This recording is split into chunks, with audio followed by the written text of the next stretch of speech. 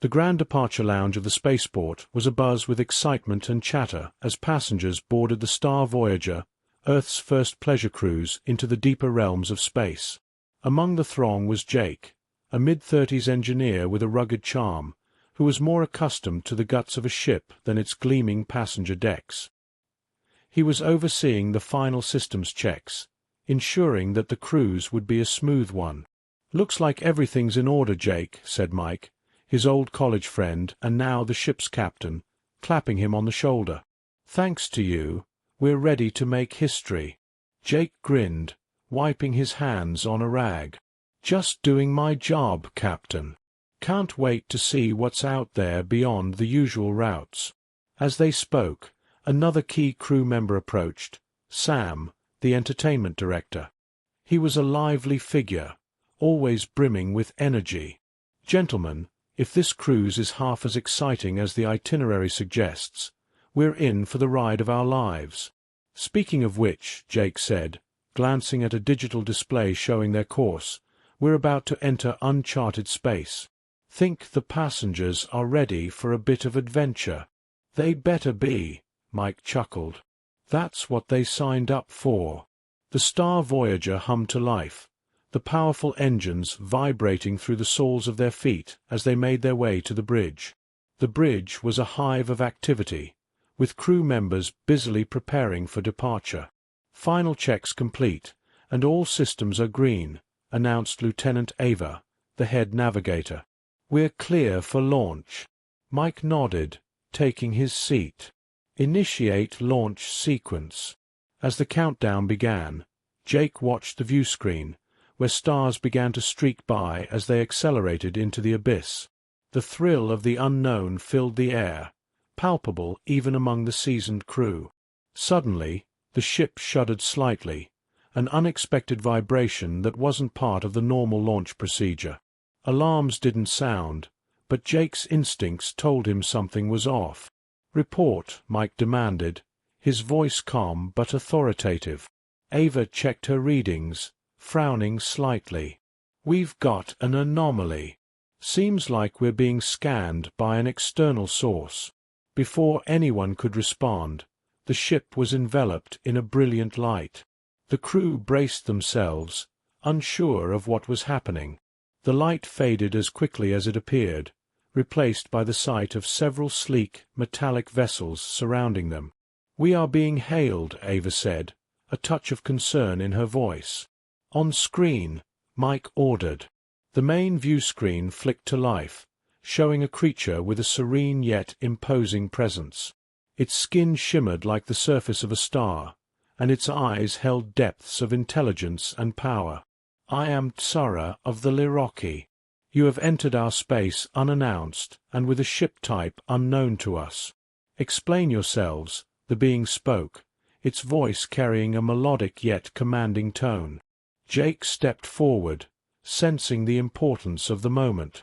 "Greetings, Tsara. I'm Jake, an engineer of this vessel. This is a civilian ship, a pleasure cruise from Earth.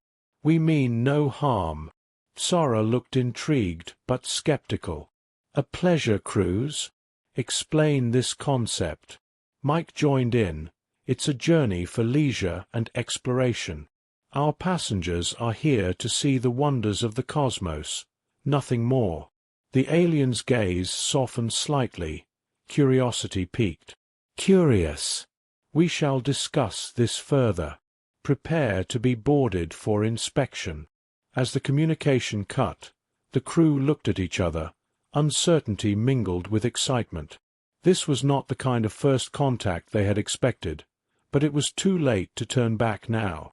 "Looks like the adventure starts earlier than we thought," Sam quipped, trying to lighten the mood.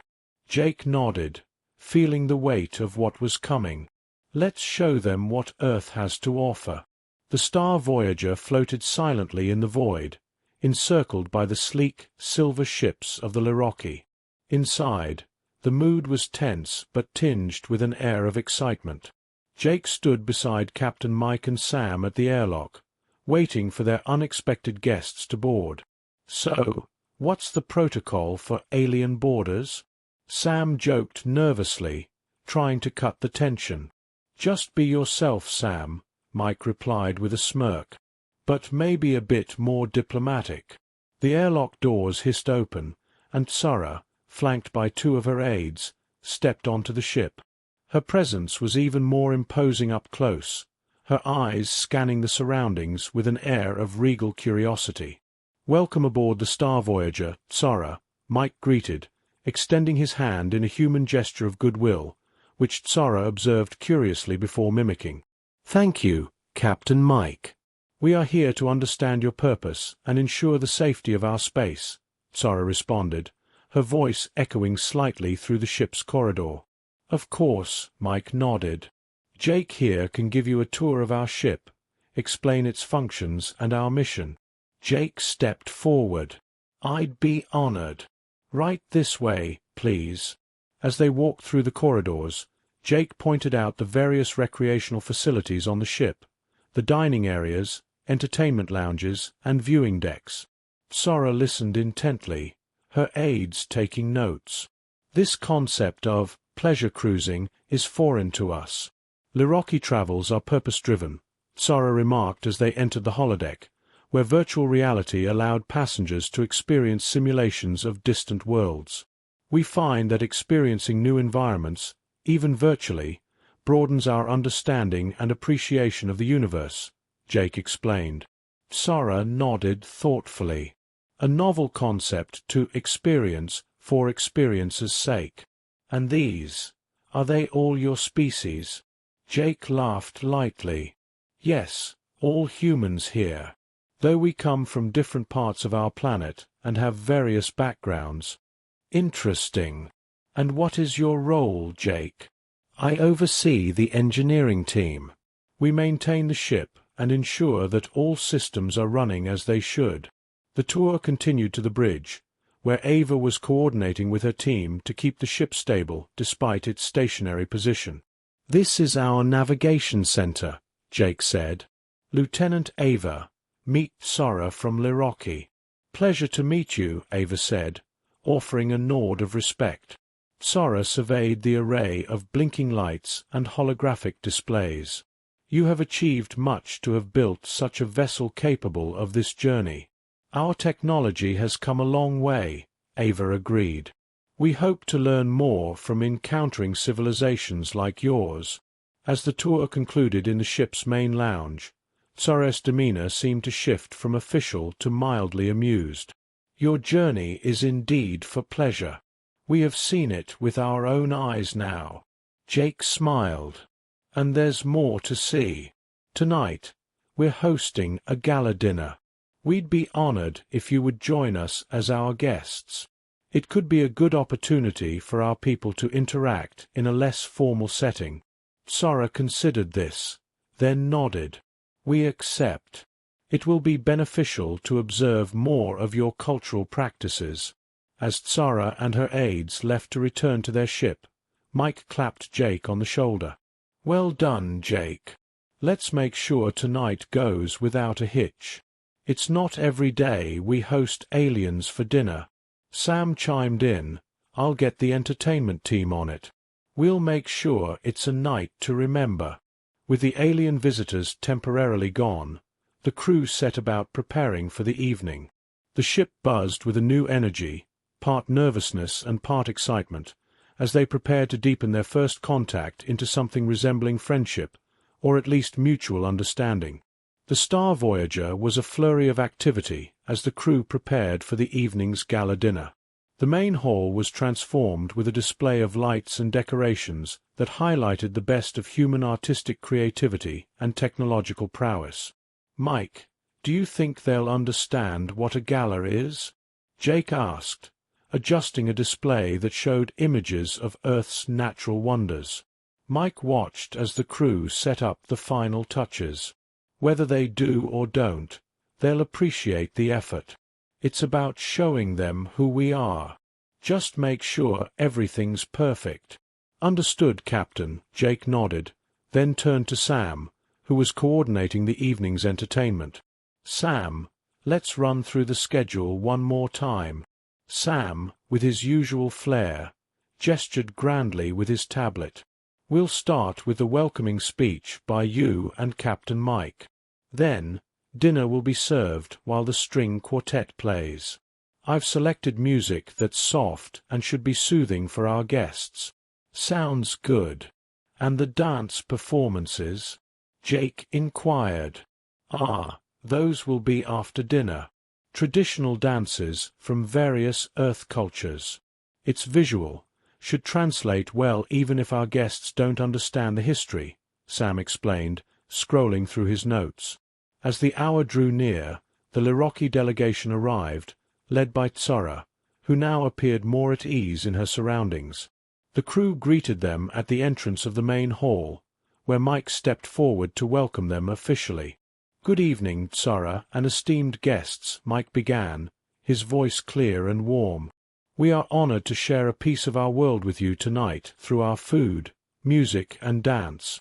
Tsora responded with a nod, her eyes taking in the surroundings. "We are eager to experience your cultural expressions." Dinner was served, an array of dishes designed to be as visually appealing as they were tasty. The crew had carefully selected items that were not only palatable, but also a showcase of Earth's culinary diversity. Jake sat next to Tsora, explaining the dishes as they were served. "This is called paella, a dish from a region on Earth known as Spain. It's a mix of seafood, rice, and distinct spices." "Fascinating," Tsora commented, tasting it cautiously. "The combination of flavors is unexpected." Conversation flowed around the tables, with crew members sharing stories of Earth and their experiences traveling through space. Tsora was particularly interested in the stories Jake shared about his adventures in engineering and space exploration. As the quartet struck up a gentle melody, the mood softened, and soon after, dancers took to the floor, their movements telling stories of human emotion and history through dance. Tsora watched intently, occasionally asking Jake about the significance of certain movements. After the performances, the floor opened up for guests to dance. Sam took the lead, inviting a Lirocki delegate to join him. Initially hesitant, the Lirocki soon found the rhythm, their movements awkward but enthusiastic. "Shall we?" Jake asked Tsora, extending his hand with a smile. Tsora looked surprised but pleased. "We do not have this dancing in Lirocki culture. No time like the present to start," Jake chuckled, guiding her gently onto the dance floor. As they swayed to the music, Jake was careful to keep the steps simple. Tsora, a quick learner, followed his lead, her previous formality giving way to a more relaxed demeanor. "This is enjoyable," she admitted as the song ended, a slight smile playing on her lips. "I'm glad you think so," Jake said. "It's just one of the many ways we express joy and companionship on Earth." As the evening wound down, it was clear the event had been a success. Tsora and her aides thanked the crew for their hospitality, the warmth between them a stark contrast to the formalities of their first meeting. "Thank you, Jake, and all of your crew," Tsora said as they prepared to depart. "Tonight was enlightening. We see now that there is much to learn from each other." "Looking forward to it," Mike added, shaking her hand. "Safe travels, and we hope to see you again soon." As the Lirocki left, the crew breathed a collective sigh of relief and satisfaction. The gala not only bridged a gap between two vastly different cultures, but also opened the door for deeper understanding and friendship. The Star Voyager moved steadily through Lirocki space, its glowing hull gleaming against a backdrop of countless stars. Inside, the atmosphere had become markedly more relaxed. The gala dinner had gone so well that the crew's collective nerves had settled, and they now found themselves engaged in earnest cultural exchanges with their alien guests. Jake, as usual, was in the engineering section checking the ship's energy systems, when Sam burst in with his signature grin. "Hey, Jake, you've been stuck down here too long. Come on up. They're setting up a late-night party on the observation deck." Jake looked up from his workbench. Another party? What happened to us running a ship, not a space carnival? Come on, you've earned a break. Besides, I heard Sora's going to be there. You two seem to get along, Sam teased.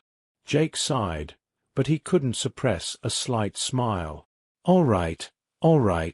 Let me just wrap this up. When Jake arrived on the observation deck, the scene was striking. The wide, transparent dome overhead provided a stunning view of Liroki space. Music played softly, a mix of Earth's classical compositions and the Liroki's ethereal soundscapes. The air was warm with conversation, humans and Liroki mingling more freely now, sharing drinks and laughter.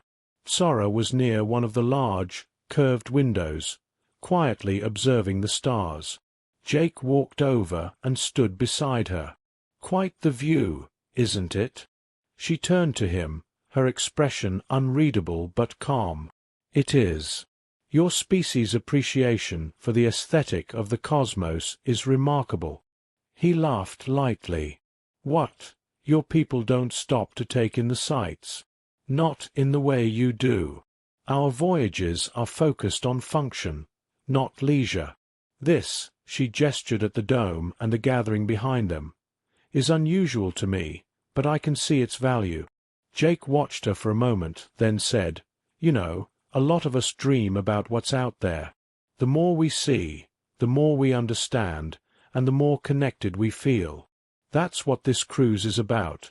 Seeing, understanding, and enjoying it. Sora tilted her head, intrigued. And yet you also take risks, venturing into unknown territories. Surely that is dangerous. It can be, Jake admitted. But we're willing to take that chance.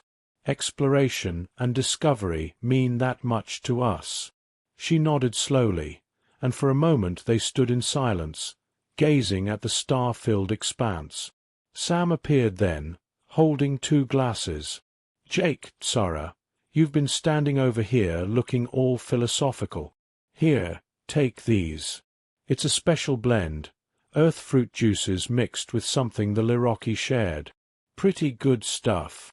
Jake accepted a glass, sniffing it cautiously. All right, but if this explodes in my face, I'm blaming you. Sora raised her own glass, sniffing delicately before taking a small sip. Interesting. It has a pleasant sweetness. Your species excels at combining flavors. It's one of our strengths, Jake said with a grin. Cheers. They clinked glasses, a gesture Jake explained as a sign of goodwill, before sipping again. Sora still appeared mildly amused by the human customs, but didn't object to them. Nearby, Sam and another crew member had started a playful argument about Earth's best music genre. The debate caught Jake's attention. He turned to Sora, curiosity lighting up his expression. Do your people have anything like music? Something you use to express emotions or tell stories?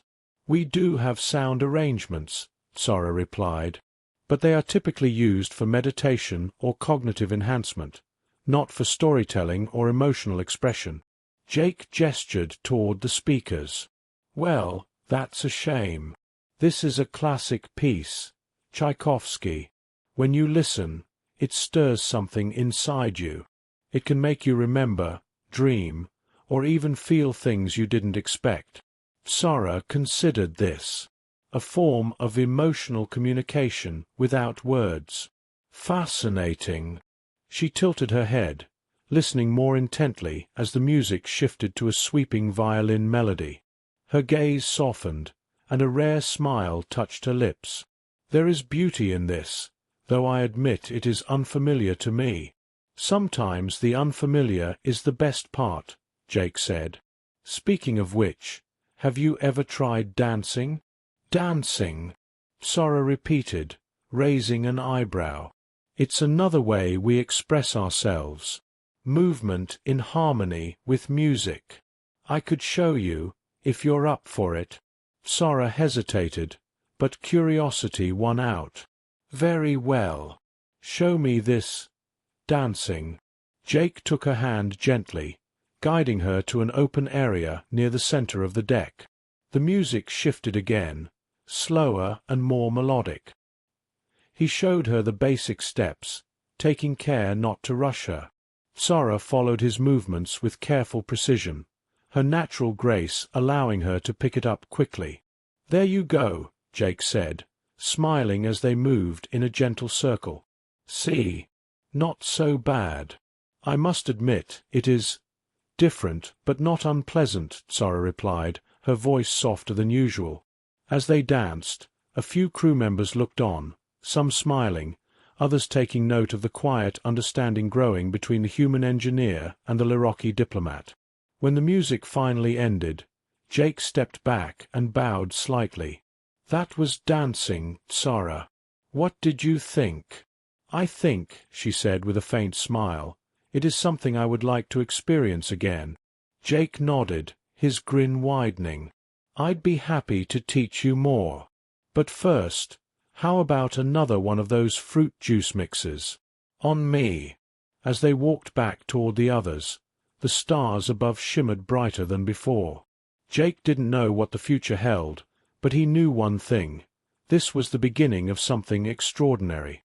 Jake stepped cautiously onto the Lirocki vessel, marveling at the sleek, organic lines of its interior. The walls glowed faintly with a bluish hue, and the air was filled with a subtle, harmonious hum.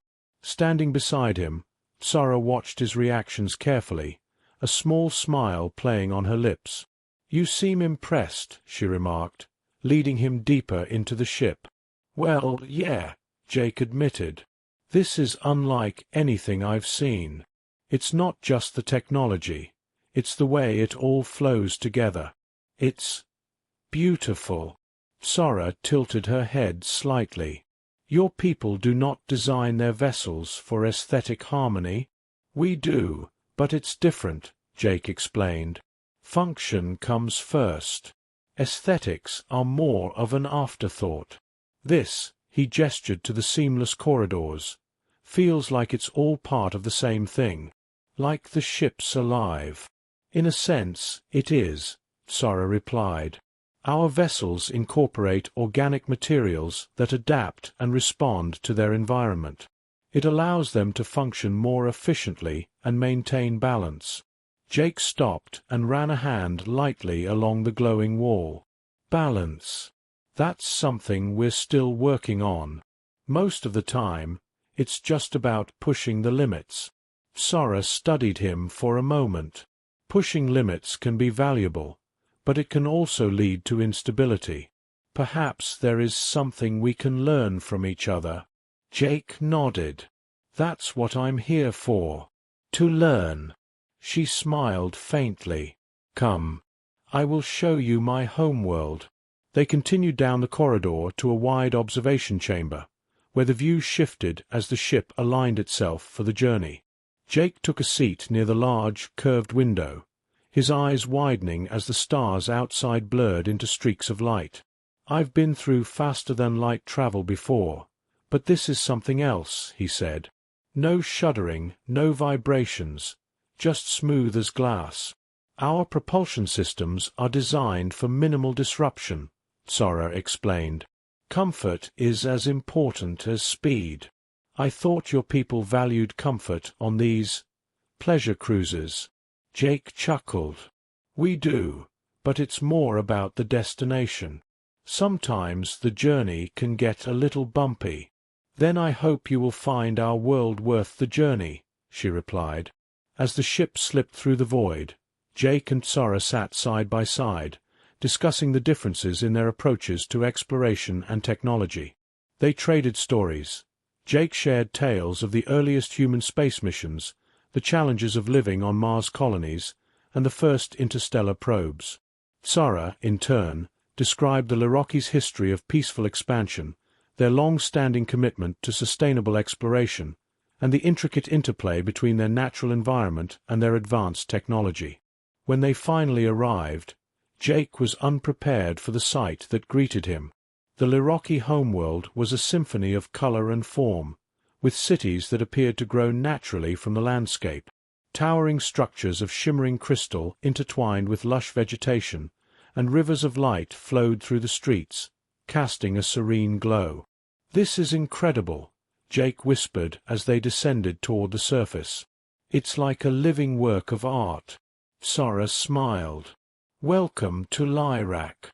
She led him through one of the great cities, where the inhabitants moved with graceful purpose. Jake was struck by how seamlessly the Lyroki blended their technology with their environment. There were no harsh lines, no mechanical hums. Everything felt as if it belonged. Sora brought him to a quiet garden at the edge of the city. The air was filled with the gentle sound of flowing water, and the plants glowed faintly under the soft light of the planet's twin moons. They sat on a smooth stone bench, looking out over the tranquil landscape. "Your world is—" Jake paused, searching for the right words. "It's not just beautiful. It feels peaceful. It has taken us millennia to achieve this balance," Sora said. "But it is not without challenges. Maintaining harmony requires constant vigilance." Jake nodded, thinking of Earth's struggles. "We've got a long way to go. Our planet's beautiful too, but we've done a lot of damage. Sometimes it feels like we're always playing catch-up. Perhaps your people's willingness to push limits, as you said, can be balanced by a greater awareness of harmony," Sora suggested. "There is much we can learn from each other." Jake leaned back, letting the moment sink in. "I think you're right. This trip, it's already opened my eyes to so much. I never imagined I'd be sitting on another world, talking about how to make things better back home. And I never imagined I would be speaking so freely with a human," Sora admitted. "But I find our conversations stimulating." Jake glanced at her, catching the slight upward curve of her lips. "That's a good thing, right?" "It is," she replied, her gaze meeting his. They sat in companionable silence for a while, watching as the moons shifted across the sky. Jake felt a strange sense of calm he hadn't experienced before. Maybe it was the environment, or maybe it was Sora.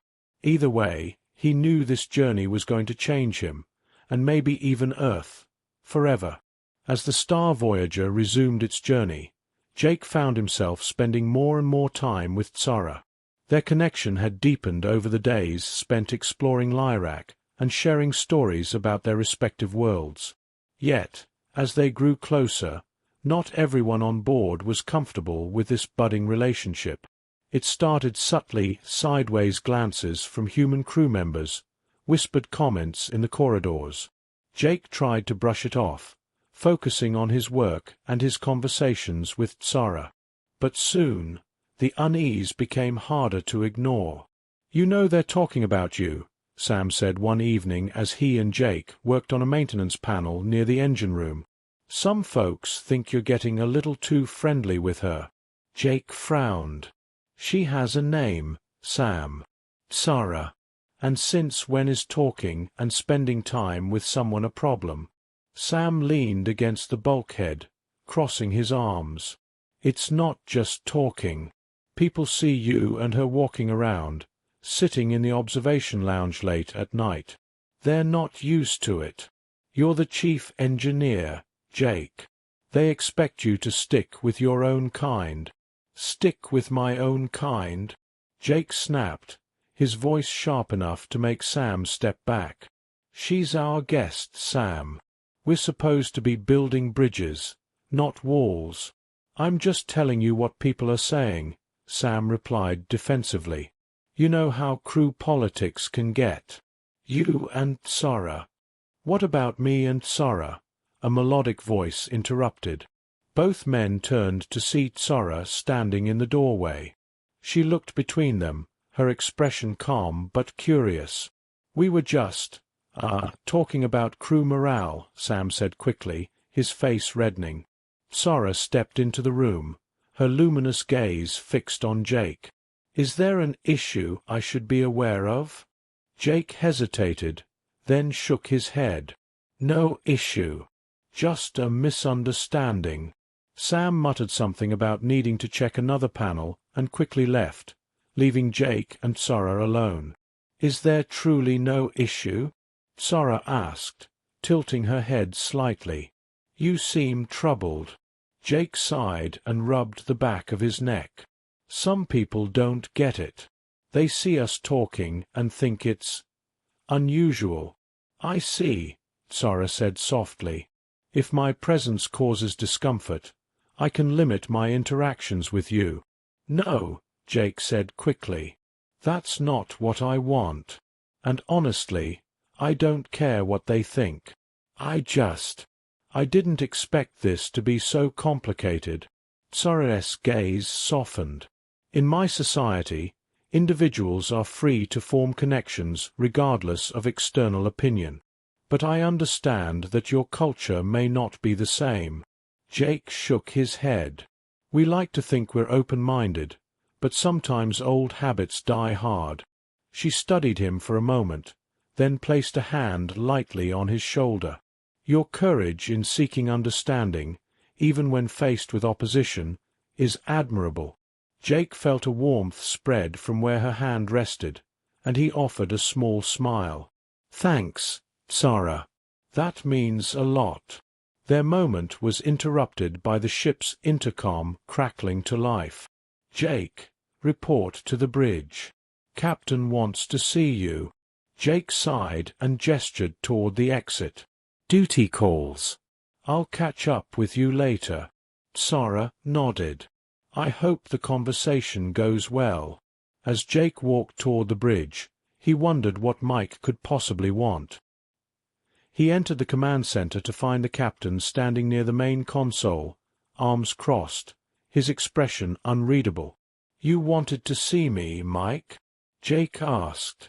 Yeah, I do, Mike said, motioning him closer. Jake, you're my best engineer. You know that. But there's been some talk among the crew. They're concerned about your relationship with Sora. Jake bristled. Since when is it anyone's business who I spend my time with? Mike held up a hand. Relax. I'm not saying it's wrong. What I'm saying is that it's causing a stir. You're in a position of leadership, Jake. You have to consider how this looks to the rest of the crew. So what are you suggesting? Jake asked, his jaw tightening. Just be mindful, Mike said carefully. The Liroki are our guests, and this mission is about building a positive relationship with them. If the crew starts thinking you're playing favorites or stepping out of line, it could cause problems. Jake stared at his friend, frustration bubbling beneath the surface. So what? I'm supposed to avoid her? Pretend we don't get along? No, I'm just saying keep it professional. Be aware of the perception, Mike said. That's all. Jake bit back a retort and nodded stiffly. Understood, Captain. As he left the bridge, Jake felt a mix of anger and disappointment. He valued Mike's opinion, but it was hard not to feel like he was being asked to deny something that felt genuine. Later, when he saw Sora again, she asked about the meeting. Jake hesitated, then said, Let's just say the captain suggested I keep things professional. Sora frowned. Does he fear that our connection will compromise your duties? Something like that, Jake said. But I'm not going to let this change how I feel. I don't care about the politics. I care about what's real. Sora regarded him quietly for a moment before speaking. If we are to move forward, it must be with mutual respect and understanding. I will do my part to ensure our interactions remain constructive. Jake nodded, a weight lifting slightly. We'll figure it out. Together. As they stood side by side, the hum of the ship's engines a steady backdrop, Jake knew that while the road ahead might be complicated, he wasn't walking it alone. The crew of the Star Voyager gathered in the main conference room, the tension thick in the air. Around the oval table, Human officers and Lirocki delegates faced each other, their expressions varying from hopeful to skeptical. At the head of the table stood Captain Mike, flanked by Jake and Tsara. Mike cleared his throat. "Ladies and gentlemen, we're here today to set the record straight and find a way forward. Over the past few weeks, we've had the honor of hosting the Lirocki aboard our ship. We've shared meals, stories, and ideas. But it seems that not everyone is on the same page." There was a murmur of agreement from the human crew, and a few Lirocki exchanged glances. Jake leaned forward, hands clasped in front of him. "I think it's important to remember why we're out here," Jake said. "This mission wasn't just about leisure. It was about discovery, finding common ground with others and expanding our understanding. That includes building relationships, not just between our leaders, but between people." A young officer named Daniels spoke up. "Jake, I don't think anyone's against the idea of cultural exchange. But some of us feel like the lines have been blurred. We're a crew, and we need to maintain discipline." Jake nodded. "I get that, Daniels. But let me ask you this. How do we expect to learn from the Lirocki, or from anyone, if we keep them at arm's length? Relationships, friendships, aren't a threat. They're how we grow." Tsara, who had been quietly observing, spoke next. "I understand the concerns raised by your crew. Among my people, connections between individuals are viewed as a natural progression of understanding. I did not anticipate that my growing friendship with Jake would cause such unease." "It's not about unease," another officer, Lang, said hesitantly. "It's about priorities. We're out here on a mission, not a dating cruise." Jake opened his mouth to respond, but Mike held up a hand. "Let's keep this civil, folks. Lang, I see where you're coming from, but you're missing the bigger picture. This is the first real opportunity we've had to build trust with an advanced alien civilization. If our crew can't handle a simple friendship without blowing it out of proportion, then maybe we're the ones who need to rethink our priorities." The room fell silent. Sam, seated near the back, finally spoke up. "Look, I've known Jake for years. He's as professional as they come. If anything, his connection with Tsara has helped open doors we wouldn't have been able to unlock on our own. Instead of pushing back, maybe we should be asking what we can learn from this." A few heads nodded in agreement, and Daniels frowned, clearly rethinking his stance. Jake glanced at Tsara, who met his gaze with a faint smile. "Captain Mike," Tsara began, "I propose a more formal cultural exchange. If your crew members are uncertain about my intentions or the nature of my interactions with Jake, let us invite them to participate in structured dialogues, shared activities, and cooperative projects. In my experience, transparency and involvement are the best ways to dispel mistrust." Mike considered this. "It's a good idea. If we're all working together on something meaningful, it'll be harder for anyone to question motives." Jake looked around the table. "So what do you say? Instead of drawing lines, let's work as a team. We can't build bridges if we're too busy building walls." Daniels finally sighed. "All right, Jake. I'll admit, I might have jumped to conclusions. I'm on board with giving this a shot." One by one, the other officers agreed, and the tension in the room eased. Mike stood, placing his hands on the table. "Then it's settled. We'll organize a series of cultural exchange sessions starting tomorrow. Jake, Tsara, you'll lead the first one.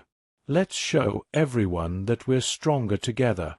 As the meeting adjourned, Jake and Tsara lingered in the room for a moment. He turned to her, a small smile on his lips. "I think we made some progress." "It would appear so," Tsara replied, her expression thoughtful. "I must admit, I find your crew's emotional dynamics intricate." Jake chuckled. Yeah, humans can be a bit messy. But we're trying. I think, in the end, that's what matters. Sara nodded. Then let us ensure that this effort is successful. As they left the room together, Jake felt a renewed sense of purpose. This wasn't just about him or Sara. It was about proving that humanity could rise above their insecurities, step outside their comfort zones, and embrace the unknown. In that moment, he knew that they had taken a crucial step toward a future where understanding and connection could prevail. The final days of the cruise had a quiet, reflective air. The tension that had once simmered among the crew had all but vanished, replaced by a growing sense of camaraderie between humans and Liroki. Jake leaned against the observation deck's curved railing, watching Earth grow larger on the viewscreen. "It's strange, coming back," he said aloud. Sara stood beside him, her glowing eyes fixed on the blue and green orb. "Strange how?" Jake chuckled. "I don't know. It's just, we've been out here for weeks, seeing things no one else from Earth has seen. I feel like I've changed. Like everything back home is going to look different now." "Perspective does tend to shift when one experiences the unfamiliar," Sara replied, her voice thoughtful. "What once seemed ordinary may now hold new significance." Jake glanced at her. "I think you're going to love it down there." She raised an elegant brow. "Love?" "Yeah," Jake said. "Earth. It's not perfect. We've got a lot of problems, and we're still figuring things out. But there's a lot to admire, too. The landscapes, the cultures, the little quirks that make humans. Well, human." Sara smiled faintly. "I look forward to observing these quirks, as you call them." "I think you'll fit right in," Jake said with a grin. As the Star Voyager approached orbit, Captain Mike called the crew together in the main conference hall. The room was packed, with humans and Liroki standing side by side. Mike stood at the front, his usual commanding presence tempered by a smile.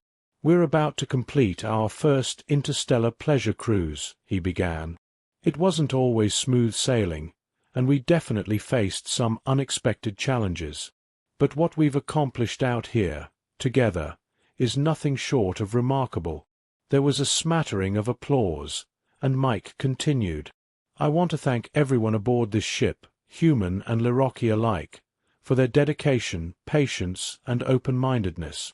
We set out to explore and learn, and we did just that. But more importantly, we've laid the groundwork for something bigger.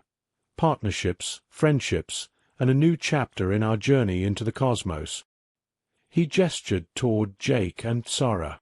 "These two, in particular, have shown us what's possible when we put aside our differences and focus on understanding one another. So let's take what we've learned here and bring it back with us. Let's make sure that the connections we've made continue to grow." The room erupted in applause, and Jake felt a wave of pride. He caught Sara's eye, and she nodded, her expression one of quiet approval. As the ship descended through Earth's atmosphere, Jake found himself standing by the airlock, his bag slung over one shoulder. Sara was beside him, her own belongings neatly packed into a sleek Liroki case. "You nervous?" Jake asked. "Not at all," Sara replied. "I am curious, however." "Well, Earth's got plenty of surprises," Jake said. "But if there's one thing I've learned from this trip, it's that we've got a lot to gain by being curious." When the airlock doors opened, a flood of sunlight and fresh air poured into the corridor. Jake stepped out first, blinking in the brightness, then turned to offer Sara a hand. She took it without hesitation, her grip firm and steady. Together they walked onto the tarmac, greeted by a welcoming party of officials, media, and curious onlookers. But Jake wasn't focused on them. He was thinking about the future, about what they had built out there among the stars, and what more they could achieve together. Sara leaned closer and said, "Perhaps you can show me some of these quirks you mentioned." Jake laughed. I'd be happy to. As they headed toward the waiting vehicles, side by side, the vastness of the universe seemed a little smaller, and the journey they had begun felt like it was only just beginning.